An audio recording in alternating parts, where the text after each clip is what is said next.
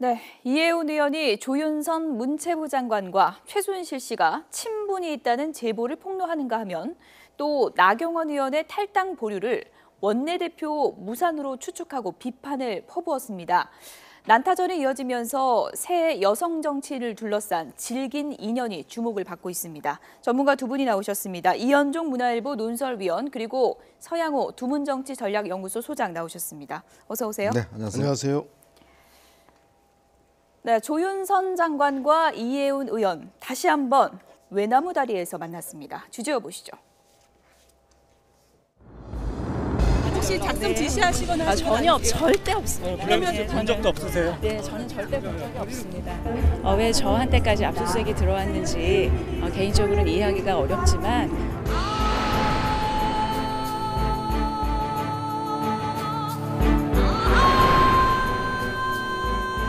재벌 사모님인 분들이 저럴 수가 있나 어떻게 저럴 수가 있지 나한테 최순실 씨를 여왕님 모시듯이 모시고 와서 인사시킨 사람이 조윤선 장관인데 어떻게 저런 얘기를 하나.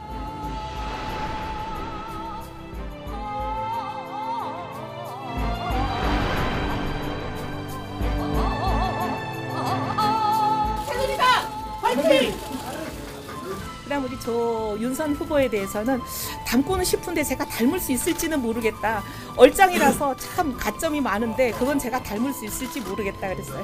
조 후보님께 뭐 다른 칭찬이나 뭐 코멘트는 안 하셨고요. 비주얼 시대에 그게 제일 최고 경쟁력 아니에요? 네. 이해운 후보에 대해서는 굉장히 다른 후보들이 이구동성으로 말씀하신 게 굉장히 저돌적이다. 주민들한테도 그렇게 다가간다라는 점을 말씀하셨는데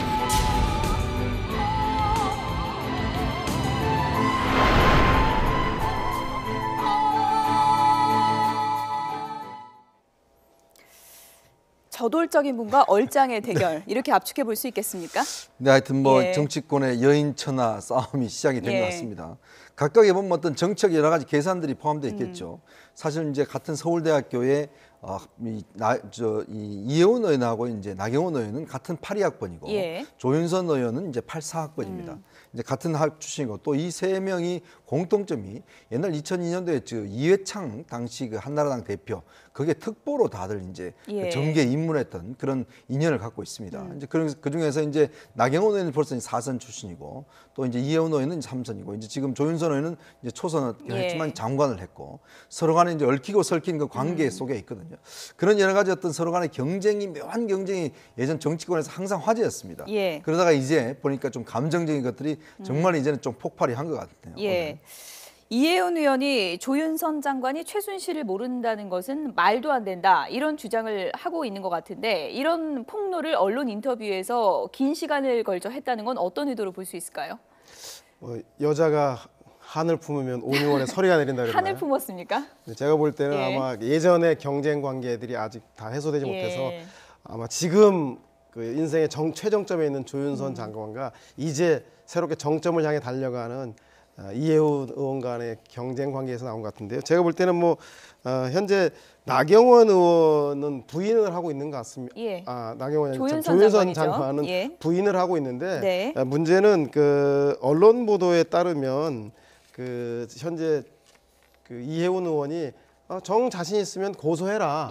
그래서 진실을 가리자. 진실을 가리자 그랬더니 바로 오늘 그 조윤선 장관이 명백한 그 명예훼손으로 허위사실이라며 고소를 했습니다. 이제는 법정에서 이 문제가 가려질 텐데 문제는 이 사실 유무와 관계없이 그 언론에 이것이 공표되어서 본인의 명예가 훼손되었을 경우에는 사실 유무와 관계없이 이제 그 유죄 판결을 받을 수가 있는데 변호사 출신인 그 조윤선 장관과 정책특보 꾀돌이인 이해운 의원 간의 그 창과 방패의 대결이 될 텐데 이것 또한 지켜보는 것 또한 아주 좋은 관전 포인트가 될 것 같다는 생각이 듭니다. 단순한 감정 싸움의 선을 넘어섰습니다. 조윤선 장관과 이해운 의원. 이해운 의원이 오늘 언론 인터뷰에서 내가 제보받았다 이렇게 얘기를 했는데 정확히 어떤 주장을 내놨는지 들어보시죠.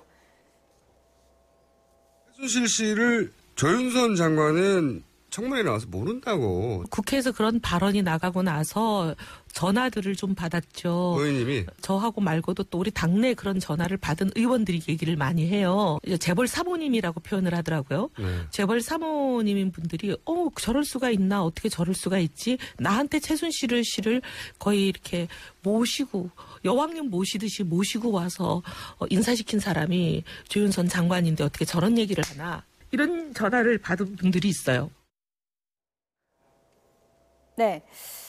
누가 제보했는지는 얘기를 안 하고 글쎄요. 본인뿐만 아니라 여러 의원들이 지금 이런 얘기를 하고 있다. 이렇게 주장을 하고 있는 거네요. 일단 지금 방송을 통해서 했기 때문에 일단 면책 특권이 보장받을 수가 없죠. 예. 그만큼 이제 이현 의원 본인도 뭐 국회의원 신분이기 때문에 예. 자신이 있으니까 했지 않겠습니까? 그렇다면 이제 법적인 어떤 소송을 간다라면 예. 뭐 본인이 아마 증거를 내야 될 겁니다. 어떤 명예훼손이라는 그 자체가 보면 일단 현직 장관에 대해서 일단 공개적으로 일단 이 최순실과 관계가 있다 만났다 예. 재벌 소개했다라는 이런 사실들을 이제 폭로를 했기 때문에 그런 부분에 대해서 입증할 책임이 분명히 있다고 보여집니다.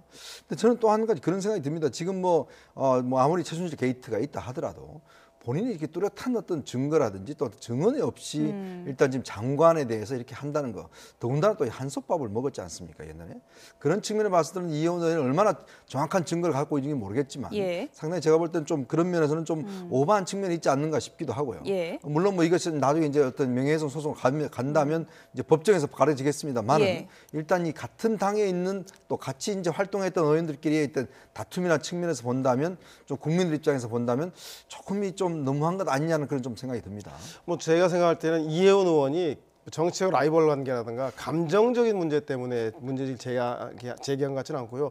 지금 현재 조윤선 장관 같은 경우는 문학의 블랙리스트 문제 때문에 집무실과 자택까지 압수수색되지 않았겠습니까? 예. 그럼에도 불구하고 전혀 개선의 정 없이 현직 장관이 검찰의 특검에 의해서 집무실과 자택이 압수수색을 당했습니다. 이것은 보통 문제가 아님에도 불구하고 전혀 아무렇지도 않게 그 장관 그 직무를 수행하는 것을 보고 국민적 공분이 아주 큰데 그 공분에 대해서 이혜원 의원이 대신해서 예. 저렇게 문제 제기를 하는 측면도 있다는 것 또한 조윤선 장관은 좀 알아야 될 것 같다는 생각이 듭니다. 네. 근데 아무리 국민적 공분이 크다 하더라도 국회의원의 이야기하는 것 자체는 우리 국민들 입장에서 일단 신뢰를 하지 않습니까? 근데 국회의원이 어떤 아무리 국민적 공분이 있다고 하지만 객관적인 사실관계와 예. 증거가 없이 저렇게 이야기한다는 것은 그건 제가 볼 때는 너무 오버하는 거죠. 네, 여왕님 모시듯 했다. 이혜훈 의원의 주장에 대해서 오늘 조윤선 장관이 결단코 나는 최순실을 모른다. 다시 한번 부인을 했습니다. 들어보시죠. 이혜원 의원이 왜 그런 말씀을 하시는지 이해할 수가 없습니다. 특히 그 제보한 사람이 어떤 사람인지 구체적으로 밝혀주셨으면 합니다. 저는 최순실이라는 사람을 알지도 못하고 한 번도 이야기해 본 적도 없습니다. 여러 가지 문제에 대해서는 제가 웬만한 것은 다 견뎌야 되는 것이 제 몫이라고 생각했기 때문에 지금까지 이렇게 있었습니다만 오늘 아침에 그 발언과 같은 발언에 대해서는 더 이상 묵과할 수 없어서 오늘 법적인 조치를 취했고 아마 고소장이 접수가 됐을 것으로 알고 있습니다. 결단코 사실이 아니라는 말씀이네요. 저에게 1000번, 10,000번을 여쭤보셔도 제 대답은 같습니다. 결단코 사실이 아닙니다. 네. 그런 제보를 언론을 통해서 폭로한 이혜훈 의원도 감정이 있는 것 같고 그리고 다른 건 다 참다가 이혜훈 의원 인터뷰 보고 고소장 접수시킨 조윤선 장관도 또 감정이 만만치 않은 것 같습니다. 네, 그렇죠. 예. 아무래도 이거는 그 감정의 문제도 있지만 이것이 사실일 경우에 예, 파장이 상당히 커지겠죠. 그렇죠. 예. 본인이 정치적 생명과도 관련된 문제이기 때문에 반드시 이 문제는 해명해야 되기 때문에 바로 정치적인 타결이 아닌 법을 통해서 해결하겠다라고 해서 어느 쪽이든 이 문제에 대해서 만약에 거짓으로 드러났을 경우에 예. 정치적으로 치명상을 입을 것은 틀림없는 것 같다는 생각이 듭니다. 예. 이혜훈 의원과 조윤선 장관 이렇게 뭐 설전에서 지금 뭐 법정 공방까지 가게 됐지만 두 사람의 인연을 보면은 또 간단치가 않습니다. 학교 선후배에다가 또 아파트도 같은 아파트라 그래요? 네. 예. 지금 그 반포의 같은 지역에 출마했지 예. 않습니까? 또 아파트도 같은 아파트에 살아요. 그리고 이제 학교 같은 경우는 이제 조윤선 장관이 2년 후배죠. 예. 근데 과는 다릅니다. 조윤선 장관은 외교학과를 나왔고 이혜훈 의원은 경제학과를 나왔습니다. 그리고 조윤선 장관 같은 경우도 이제 똑같은 이회창 총재의 어떤 특보로 들어갔는데 예. 이해운 의원 같은 경우는 아무래도 유승민 의원하고 가깝은 그 경제학과 선후배 사이고요. 근데 조윤선 장관은 이제 친박으로 오면서 박근혜 대통령이 총애를 받아서 이번 정부 들어서 정말 승승장구를 했죠. 반면 이해운 의원 같은 경우는 지난 19대 때 공천 탈락을 했습니다. 그때 당시에 이제 뭐 여자로 재선을 할 수가 없다, 좋은 지역에. 그 이번에 이제 서력전을 하면서 결국 공천 경쟁에서 청와대가 정말 조윤선 장관을 믿었음에도 불구하고 이해운 의원이 정말 저력을 발휘하면서 경선에서 이겼지 않습니까? 사실 서력전 순서는 조윤선 장관이 해야 되는 게 맞는 거 아닙니까? 그렇죠. 이제 그런 측면에서 본다면 이해운 의원 같은 경우는 상당히 이번 경선을 치르면서 굉장히 힘들었을 겁니다.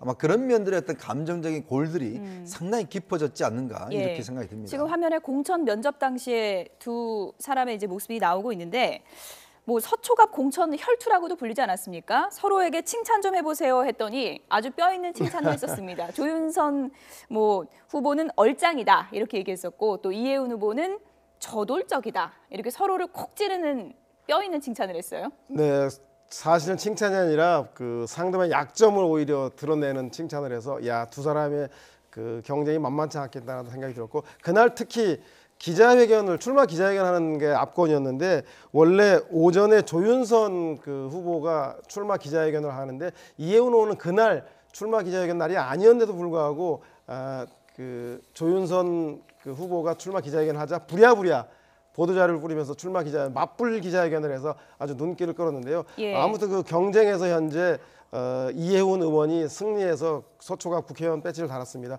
근데 문제는 이해운 의원은 이제 앞으로 계속적으로 정치를 해 나가야 될 앞길이 창창한 사람이고 조윤선 장관 같은 경우는 소위 말해서 박의 여자, 박근혜 대통령의 여자로서 박근혜 대통령과 임기 만료와 함께 사실상은 정계 스포트라이트에서 멀어질 수 있는 사람인데 이번에 이해운 의원이 조윤선 의원에 의해서 나경원 의원까지 전방위적으로 이렇게 공격을 함에 따라서 역량을 분산하는 건 아닌가라고 하는 점이 약간 우려되는 지점이긴 합니다. 조윤선 장관이 이해운은 저돌적이라고 그랬는데 제대로 봤네요.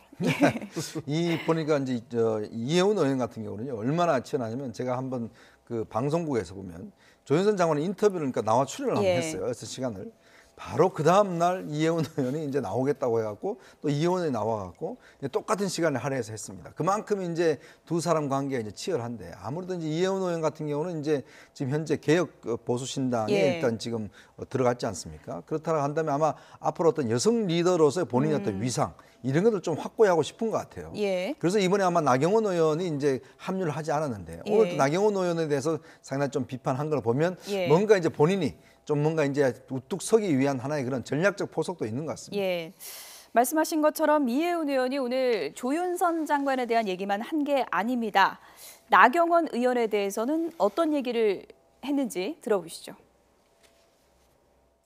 그 원내대표를 선정하는 과정에서도 조금 해프닝이 있었습니다. 새누리당 안에 있을 시절에 원내대표를 누구를 내느냐 하는 문제가 있었는데 1순위, 2순위가 이분들이 왜 안 하려고 그런지 속사정을 들어보니까 이 나 의원이 와서 계속 울면서 본인이 하겠다.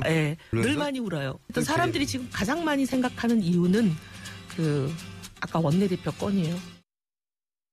신당의 원내지도부 구성에 있어서도 좀 이견이 있었던 게 아닌가라는 얘기도 있던데 이건 어떻습니까? 그런 마이너한 부분 갖고 제가 정말 좀 어제 이게 참 이 결단을 내리면서 정말 이렇게 만감이 교차하더라고요.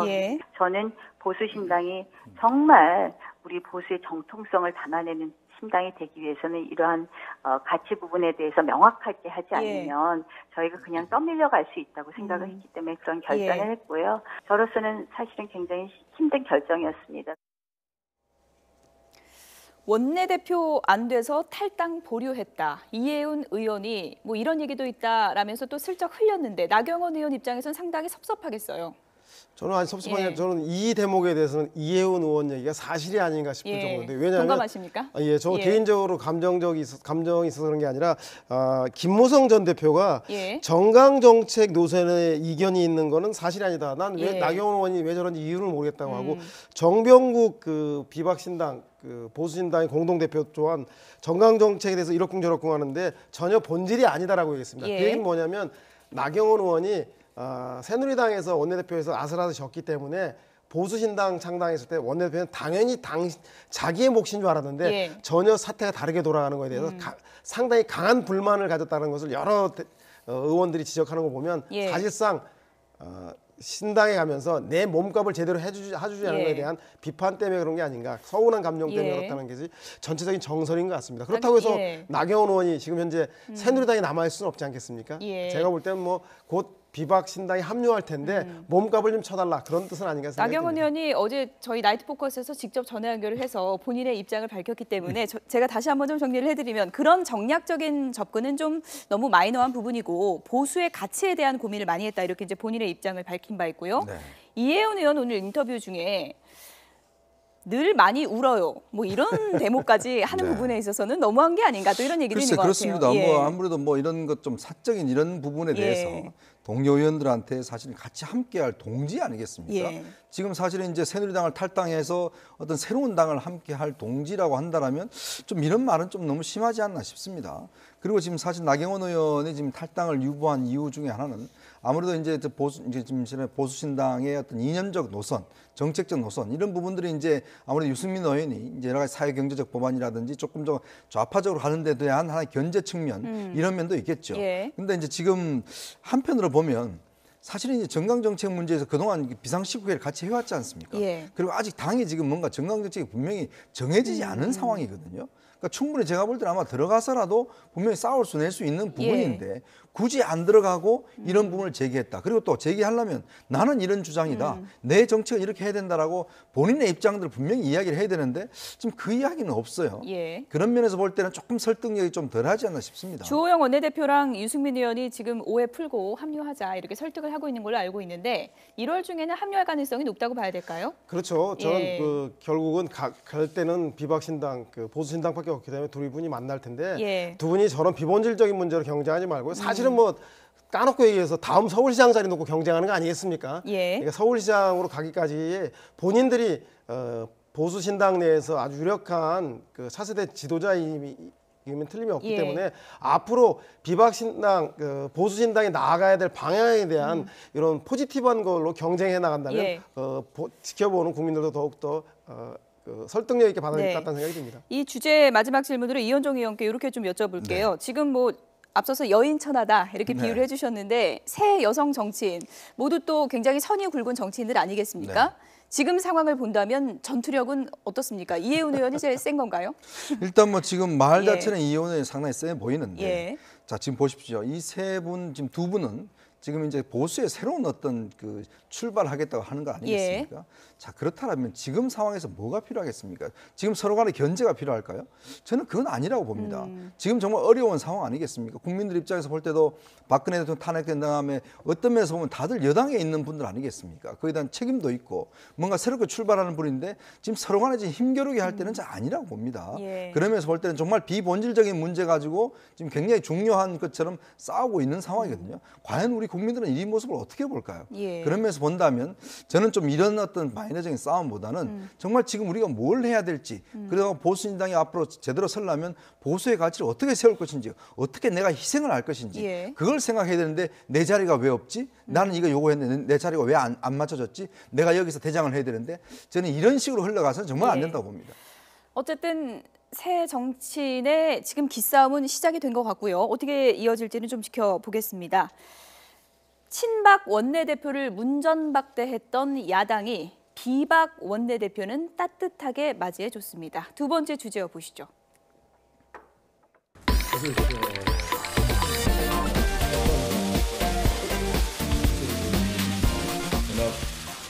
인품도 훌륭하시고 정치 경륜도 있으셔서 잘 이끌어 가실 것으로 기대합니다. 그리고 또 일단 야당 되신 것을 축하드립니다. 많은 언론인들이 오시기 전에 궁금해하시는 게 색깔을 뭘로 하실 건지. 좋은 색깔. 여러 색깔들을 많이 썼어. 전문가들 의견 또 우리 지지하시는 분들이 선호하는 색깔 뭐 이런 걸 다 고려해서 아마 상당히 가까이 됐어요.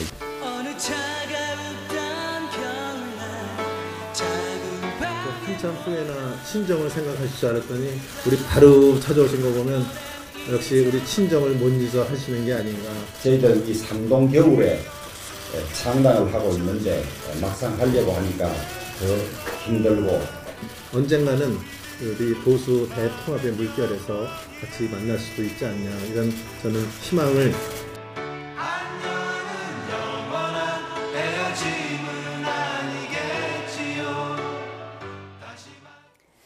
영원한 헤어짐일지 아닐지는 두고 보겠습니다. 네, 보수신당 야당이 된 거네요. 그러니까. 그렇죠. 예. 현재 1녀 3녀에서 예. 3녀 중에 하나가 된 것이죠. 그래서 아마도 그 야당인 더불어민주당 내에서 환영을 한 것 같다는 예. 생각이 들고요. 예전에 그 비박의 정우택 친박의 새누리당의 정우택 원내대표가 방문했을 때 문전박대한 거하고 사뭇 다른 모습을 보였던 것 같은데 아마도 제가 볼 때는 당장은 대통령 탄핵에 대한 책임론을 친박에게 씌우기 위해서 새누리당에 대해서는 문전박대한 것 같고 예. 비박신당에 대해서는 저 풍경이 너무 대비됐어요. 네, 그렇죠. 예. 보수신당에 대해서는 아마도 앞으로 있을 그 정책연대, 예. 특히 이제 그 새로 보수신당이 안보에 대해서는 보수지만 민생, 경제, 복지 정책에 대해서는 사회적 약자를 고려하겠다는 것을 강화하고 있기 때문에 예. 이 문제에 대해서 아마도 그 정기국회 내에서 개혁 입법으로서 합의가 가능하지 않겠냐라고 예. 하는 그런 취지를 담은 그 모습이 아닌가 생각이 듭니다. 조금 전에 환당 과정에서 나온 얘기인데 많은 분들이 진짜 이걸 궁금해하더라고요. 보수신당 색깔은 어떻게 정해야 될까? 네. 추천해주고 싶은 색깔이 있으십니까? 그래서 지난번 선거 때 아마 예. 주호영 의원이 흰색을 입고 선거운동을 예. 했죠. 백지 위에서 그린다는 예. 측면에서 봤을 때는 뭐 흰색도 좋지 않을까 싶은데. 빨간색 계통은 좀 피할까요? 그렇죠. 아무래도 빨간색은 새누리당 예. 느낌이 나니까. 근데 지금 보면 사실은 이제 그 정우택 원내대표에 대해서는 굉장히 이제 홀대를 하고 지금 이제 그 주호영 원내대표에 대해서는 굉장히 환대를 하지 않습니까? 예. 근데 결과는 좀 보면요. 예. 지금 상황에서는 그렇지만 과연 대선 국면에서는 지금 환영을 할까요? 어차피 지금 그 새누리당은 만약에 대권 후보가 만약에 없다라면 예. 지금의 더불어민주당의 적은 어디겠습니까? 비박이군요. 비박이거든요. 예. 그러니까 그렇게 지금 환영할 때는 계제가 아니라고 봅니다. 오히려 지금에서 어떤 뭐 적대적 관계는 사실은 비박신당이 더 앞으로 보면 실적으로 더불어민주당의 대결적 국면에서 난다면 적이 될 수가 있는 측면이거든요. 예. 그러니까 그렇다 한다면 지금 민주당에서 어떤 각세우는 거 우리는 같은 야당이다. 저는 같은 야당 아닌 것 같아요. 어차피 네. 앞으로 나가면 결국은 대결해야 될 중요한 어떤 하나의 경쟁자일 따름이라고 생각이 듭니다. 정치는 생물이니까요. 그럼요. 예. 비박과 친박이 다시 먼 훗날 만날 가능성도 있을까요? 제가 볼 때 아마도 친박 새누리당에서는 희망가를 불러볼 예. 겁니다. 그래서 아마도 우리 그 이방원이 정몽주에게 했던 하여가 이런들 어떤지 저런들 어떤지 예. 만수항 드렁치에 얽혀진 어떠리 이런 예. 노래를 부르면서 언젠가 돌아올 땅이라고 하겠지만 제가 볼 때는 주호영 원내대표는 저기서 단심가를 불렀어야 됩니다. 정몽주에 이 몸이 죽어 100번 고쳐주고 다시는 안 간다 그래야 예. 되는데 거기서 만나서 한 얘기가 뭐냐면 비례대표 제명해달라 그리고 그 상임위의장이라던가 국회 부의장 문제 이런 얘기를 한번 했었던 것 같아요. 그래서 예. 제가 볼 때 그런 것보다는 좀 이게 기성정치의 모습 아니겠습니까? 그래서 오히려 단호하게 비박신당이 앞으로 정책적 과제에 대해서 차별화하는 예. 얘기를 했어야 하는데 그런 점에서 좀 기성정치 닮은 건 아닌가 좀 아쉬운 대목입니다. 네. 비박신당의 유력한 대권 주자죠. 유승민 의원이 오늘 문재인 전 대표를 견제하는 발언을 했습니다. 내용을 좀 들어보시죠. 저는 문 전 대표와 19대 국회에서 국방위도 같이 해봤고요. 그분이 사드에 대해서 갖고 있는 사실상 반대하시는 그런 생각들, 그 다음에 평소에 지난번에 10월에 유엔 인권 결의안에 대해서 북한 김정일에게 먼저 물어보고 결정하는 이런 2007년의 일들, 또 최근에 대통령이 되시면 미국보다 북한을 먼저 가겠다는 그런 정말 충격적인 발언, 이런 발언들을 다 종합해보면 예. 문재인 전 대표의 대북관, 국가안보관, 이거는 저는 그런 분이 대통령이 되시면 많은 국민들께서 정말 굉장히 불안하실 거다 이렇게 생각합니다. 문 전 대표가 되면 불안해서 안 된다. 안보 문제를 집중 부각하고 있네요. 네, 예. 그렇죠. 지금 이제 비박신당의 존재감 그리고 뭐가 차별을 하는가. 예. 야당으로서 어떤 지금 현재 있는 민주당과 뭐가 차이가 나는가. 그 부분을 집중적으로 부각하는 것 같습니다. 왜냐하면 사실은 지금 아직 보수신당이 옛날 여권주자들 다 가져오지 못했습니다. 여전히 반반 정도로 가져와서 새누리당이 항상 있거든요. 그런 측면에 본다면 지금 왜 존재 가치가 있는가. 지금 보수신당이. 그리고 또 국민들이 어떤 그 보수 쪽에 지지하는 국민들이 걱정하는 게 뭐냐면 그럼 뭐가 다른가 새누리당하고 이런 부분들. 그리고 지금 또 민주당에 대해서는 안보에 대한 불안증들이 사실 있거든요. 그런 점들을 좀 더 부각시키기 위해서 유승민 원내대표가 우리는 안보에서는 철저히 보수적 입장이다. 그렇지만 경제 부분에서 갖고는 그건 좀 진보적인 입장이다. 이런 것들을 좀 부각시키기 위해서 문재인 대표를 좀 겨냥하는 것 같습니다. 반기문 사무총장에 대해서는 국내 문제를 고민해봤을까 걱정이다 이렇게 얘기했고 또 문 전 대표는 불안하다 이렇게 얘기했고 지금 발언 수위를 보면 곧 대선 출마 선언을 할 것 같아요. 유승민 의원이요. 네, 뭐 신당에 대한 그 론칭을 한 지 얼마 안 돼서 신당의 정체성을 강조하기 위해서 주로 대선 주자의 1, 2등을 다투고 있는 문재인 전 대표와 반기문 사무총장에 대해서 그 직공을 퍼붓는데 한 가지 아쉬운 점은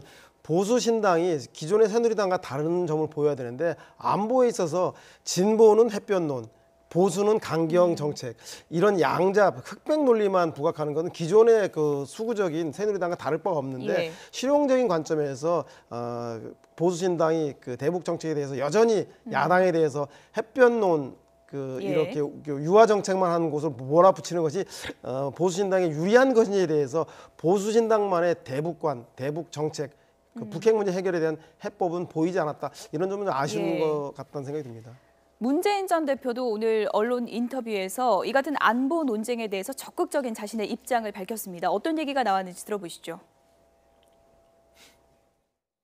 준비하면 문재인 아닙니까? 제가 가장 잘 준비된 후보다라는 것은 그냥 객관적인 팩트죠. 안보만큼은 새누리당이지라는 프레임 또는 우리에게 가하는 종북 프레임을 오히려 정면 돌파할 수 있는 기회라고 저는 생각했습니다. 저는 안보에 관한 부분에 대해서는 앞으로 끝까지 이렇게 정면 대응해서 누가 진짜 안보 세력이고 누가 가짜 안보 세력인지 국민들이 제대로 판단할 수 있게끔 이렇게 할 겁니다. 대선 전에 이 시기에 개헌을 하자는 것은 현실적으로 불가능하지 않습니까? 그런데도 이 시기에 개헌을 먼저 해야 된다라고 이제 부득부득 우기는 것은 뭔가 지금 다른 정치적 계산이 있는 거죠. 새누리당 정권을 다시 연장하려고 한다거나 또는 거기에 끼어서 권력을 좀 나누어 받고자 한다거나 이런 식의 정치적 계산이 담겨 있는 것이어서 순수하지 못하다고 생각합니다. 네, 안보 문제 적극적으로 대응하겠다. 기존의 프레임을 깨겠다. 이런 주장인데요. 네, 뭐 그동안 준비를 많이 하셨다 그랬는데 솔직히 제 선입견인지 모르겠지만 지난 2012년 대선 후에 뭘 준비하신지는 뚜렷하게 머릿속에 남는 게 없습니다. 그리고 안보 문제와 관련해서는 문재인 전 대표가 충분히 국민들한테 불안한 이야기를 하셨죠. 왜 그러냐면 대통령이 되면 어디를 먼저 가겠느냐라고 했을 때 북한 먼저 가겠다라는 이야기를 하셨지 않습니까?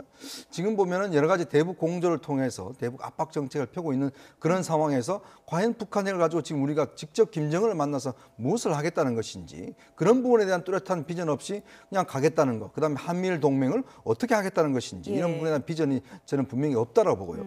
그 개헌 문제와 관련해서도 지금 사실은 개헌이라는 게 본인도 지금 2012년도에 때 개헌을 해야 된다고 이야기를 했습니다. 그 개헌이라는 것 자체가 그동안 준비를 많이 해왔어요. 근데 지금 왜 개헌을 하겠다는 사람들은 사실 국회 내에서도 보면 상당수가 의원들이 지금 개헌을 해야 된다는 입장을 지금 밝히고 있지 않습니까? 또 오늘 개헌 특위가 발족을 했습니다. 근데 이런 개헌 특위에 대해서 뭔가 의도가 있는 불순한 사람이다라고 이야기를 한다는 것 자체는 다른 동료 국회의원들에 대한 굉장한 저는 비난이 아닌가 하는 생각이 듭니다. 충분히 그분도 지금 상황에서 뭔가 개헌이 필요하고 국가의 대개조에서 필요하다는 게 충분히 그런 생각에서 하는 것이거든요. 그런 부분들 지금 와서 뭔가 정책 의도가 있다는 것은 오히려 제가 볼 때는 개헌을 하지 않겠다라고 하는 문재인 전 대표가 정책 의도가 충분히 있어 보입니다. 이대로 가면은 본인이 될 거라는 그런 생각 때문에 결국 본인이 주장했던 개헌을 없애려고 하는 것이 아닌가, 오히려 호언을 하려고 하는 것이 아닌가라는 그런 의문이 듭니다. 지금 개헌 얘기해 주셨는데 개헌을 찬성하는 쪽에서도 또 개헌을 반대하는 쪽에서도 뭔가 꿍꿍이가 있다 이렇게 의심을 하고 있는 거 아니겠습니까? 네, 그렇죠. 특히 뭐 문재인 대표가 대선 전 개헌 얘기에 대해서 의도가 있는 것이다, 불순한 의도가 있다라고 얘기하는데 저는 뭐 상당히 설득력 있는 주장이라고 생각이 드는데 이미 대선 전 개헌은 사실상 불가능해졌습니다. 모든 유력 후보들조차도 개헌을 얘기할 때 차기 정부에서 개헌을 해야 한다라고 할 정도로 이야기하고 있기 때문에 그렇기 때문에 개헌 이슈는 생각보다 많이 줄어들 것이라는 생각이 들고 이제 문재인 대표도 개헌에는 동의하는데 그것이 연임 4년 중임이든 아니면 내각제든 이원 집정부제든 그건 차기 정부에서 논의하자라는 입장 아니겠습니까? 안철수 전 대표가 로드맵도 좀 밝히지 않았습니까? 안철수 대표는 그 차기 정부에서 임기를 3년으로 하고 그것에 대해서 지방선거에서 투표를 통해서 결정하자고 하는데 어찌 됐든 대선 전의 개헌은 불가하다 입장은 분명한 것이죠. 그래서 사람에 따라서 개헌을 안철수가 얘기했다라는 걸 강조하는 사람이 있고 아니다 대선 전에 불가능하다라고 얘기하는 사람이 있는 것처럼 언론도 그렇게 보고 있는 것 같습니다. 아무튼 그래서 제가 볼 때는 저는 뭐 문재인 대표도 개헌론에 합류하면서 물타기를 갔는데 저는 반기문 사무총장이 개헌론에 뛰어드는 것이 그 자기의 대선 전략상 일정하게 미스가 아닌가 생각이 듭니다. 지금은 개헌론을 얘기함으로써 많은 개헌주와 즉 많은 사람들 반문재인 후보 중에 한 사람으로 전락할 것이 아니라 제가 볼 때 새누리당과 비박 신당에 대해서 오히려 개헌 논의를 얘기할 것이 아니라 그들의 몸값을 올리기 위해서 반기문의 나라는 이런 거다. 내가 만들려고 하는 나라에 보수 신당과 새누리당은 쫓아올 수 있느냐라고 오히려 그들과 차별화해서 그들이 후보가 없기 때문에 몸값을 올리는 전략을 해야지 그들이 요구하는 대로 개헌 전략에 휘말리는 것은 반기문 총장을 위해서도 올바른 전략은 아닌 것 같다는 생각이 듭니다. 어쨌든 지금 반기문 유엔 사무총장도 개헌은 반드시 해야 한다. 그리고 국민이 원한다면 임기 단축 3년으로 하는 것도 나는 동의할 수 있다. 이렇게 분명한 입장을 밝혔습니다. 그렇죠. 이제 본인의 정치적 미래에 대한 로드맵을 밝힌 거죠. 저는 아쉬운 게 그겁니다. 예전에 모든 대통령들이 다들 집권하기 전에 개헌을 하겠다라고 이야기했습니다. 공약을 했습니다. 결국 못했거든요.